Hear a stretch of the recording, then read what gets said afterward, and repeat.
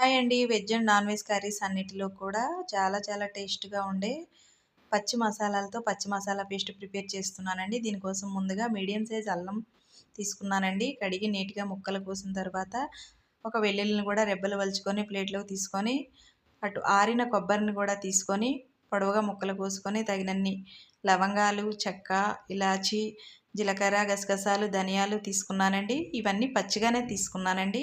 ఈ పచ్చి masala paste non veg కూరలకి కానీ వెజ్ కూరలకు కానీ చాలా చాలా టేస్ట్ వస్తాయండి. అప్పటికప్పుడు మనం ప్రిపేర్ చేసుకోలేం కాబట్టి ముందుగానే ఇలా ప్రిపేర్ చేసుకొని స్టోర్ చేసుకోవడం వల్ల ఫాస్ట్‌గా కర్రీస్ ప్రిపేర్ చేసేసుకోవచ్చండి.